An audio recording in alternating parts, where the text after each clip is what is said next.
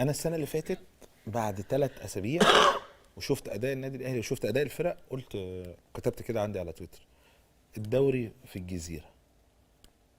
ولغايه دلوقتي بس في حاله واحده. اداء الاهلي لو فضل كده انا بقول لك اهو. لا في حاله واحده. لا انا بقول لك اهو، نتفرج بس نتفرج على بيراميدز بعد الصفقات. طبعا هو من غير ما دلوقتي اتفرج على بيراميدز يا كابتن، من غير ما اتفرج على بيراميدز، اداء الاهلي لو بالشكل ده والضغط ده والشراسه دي، انا بقول لك الدوري في الجزيره من الاسبوع الاول اهو. لا بص، بيراميدز السنه دي يعني انا بقول لك هيبقى ند صعب جدا جدا ككوره وكلاعيبه وكصفقات، واخد بالك؟ مش عارف، انا بقول لك اهو. مش عارف، انت كل سنه بتقول كده.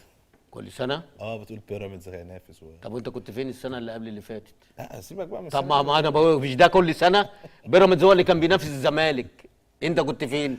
والسنه اللي قبليها؟ لا انا كنت موجود، بس انا اخر 4 اسابيع بس ده 10 ده اخر 10 ماتشات انت ريحت اللعيبه بعد ما الدوري. لا مش 10 خليتها 10 ليه؟ 10 لعيبه 10 ماتشات. لا هم في الاسبوع اللي فاضل 7 اسابيع. طب مش عيب عليك؟ خلاص انا دلوقتي عندي فكر تاني خلاص. ما مش فكر تاني، ما انا بقول لك يعني انت بقى في السنه دي كنت انت فين؟ كان ساعتها ده انت كنت ثالث ساعتها ودخلت لعبت افريقيا. اما احرق دمك بقى. لان انت بتحرق دمي بتقول لي لا بيراميدز اللي كان الثاني السنه اللي قبل اللي فاتت هو اللي كان بينافس الزمالك، انت كنت بره خالص.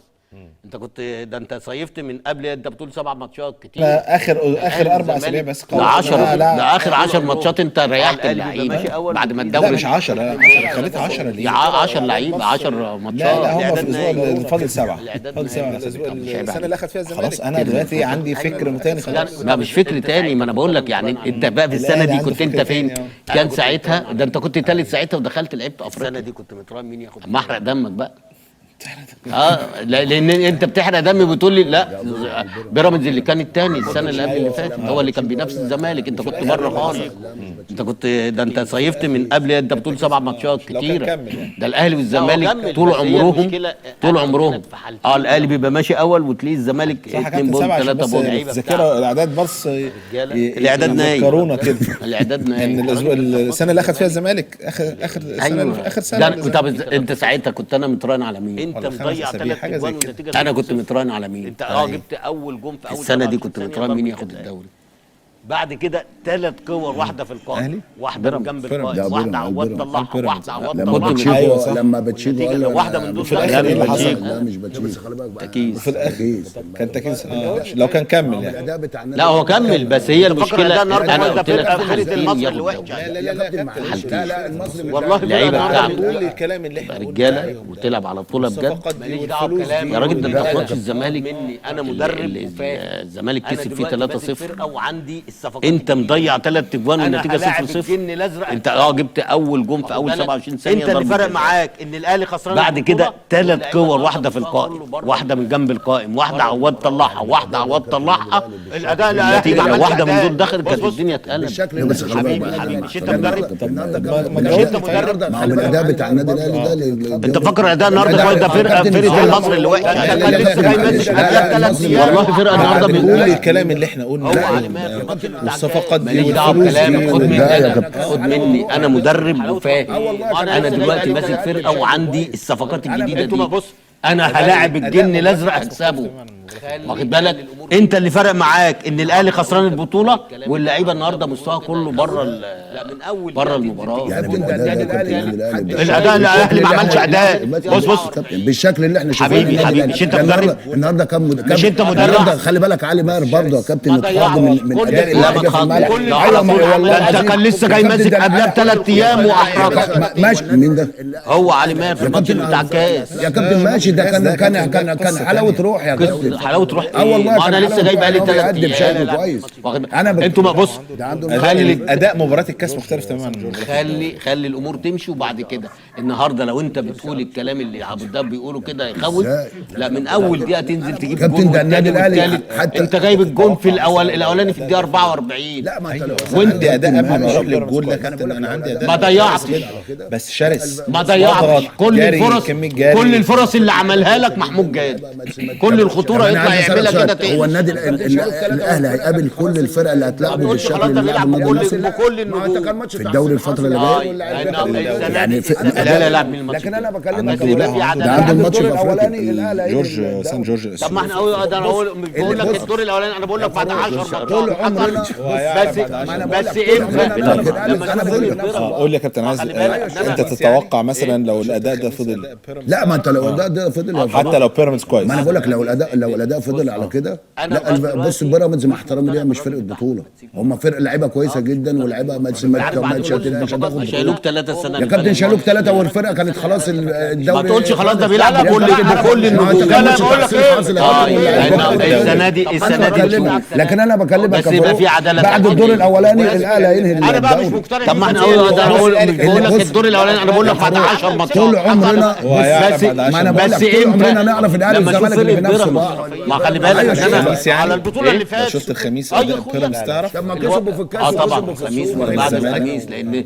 بص بص انا هو لغايه بس دلوقتي عايزين مش يبينوا مقتنع لك بالراجل هو بتاع تعليم. الباتشيكو. انما اقسم بالله مش كل اللي مقتنع يكلمني بالراجل. وانت يبقى عارف ياخد بعد بطولة كل ازاي يا الصفقات كابتن؟ دي كلها هو ممكن أول الموسم يا راجل ده السنه اللي فاتت ما تلعبنيش في الحتة دي يا كابتن. لا مش بلا انا يبقى مش هياخد لا بقول لك ايه باتشيكو بقول لك ايه طب ما ادى الراجل بتاعك 3 ما قلتش ما تلعبنيش ليه؟ ما مش هو ماتش كابتن ابو الدهب ده ياكلوا النجيله، ده ياكلوا اي فرقه. طبعا عم رضا الهجاص بيتكلم عن الموسم اللي الاهلي خسر فيه الدوري بالاحتواء، لما الاهلي رايح لعيبته في اخر الموسم عشان خاطر يقدر يخش الموسم الجديد وهو مرتاح بعد 3 سنين من الارهاق البدني والنفسي والعصبي لكل اللعيبه، والاهلي ريح لعيبته بمزاجه وطلع التالت بمزاجه يا كابتن رضا. وانت هجاص لا مدرب ولا نيله، واحنا عارفين كده كويس.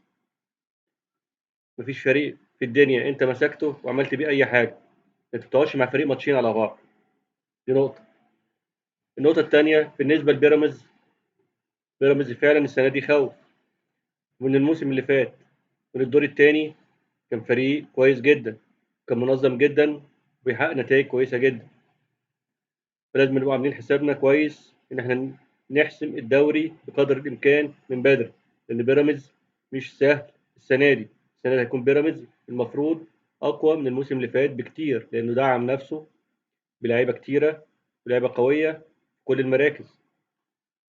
فدي النقطه اللي كنا بنأكد عليها دايما، بيراميدز مش هيسيب لنا الدوري بسهوله، فلازم بكل قوه كل اصرار وعزيمه ما نفرطش في نقط، خاصه في الدور الاول، عشان نحسم ونفرق من بدري ونرتاح في الدور الثاني اللي هيكون صعب علينا جدا. هيكون الارهاق بدأ يخش اللعيبه مع كثره البطولات، كاس عالم انديه، مع بطوله السوبر الافريقي، مع بطوله ابطال الدوري الافريقي، فهيبقى كميه الارهاق في الدور الثاني كبيره جدا. فلازم نحسم من بدري، لان بيراميدز السنه دي يتعبنا. لكن الزمالك بره المنافسه صوره كليه السنه دي، وهيبان دوت من ماتش الخميس. مستوى الزمالك الحقيقي والفعلي هو اخره في وسط الجدول، مش هيكون حتى ثالث او رابع. لو طلع خامس او سادس هيعتبر انجاز في ظل الظروف اللي هو فيها.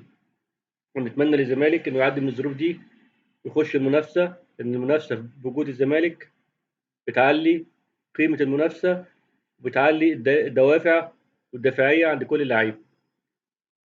وده اللي بنأكد عليه وبنصر عليه كل مره. وكنت اهلاوي اصيل من عشاق الكره المصريه وعشاق الكره الجميله.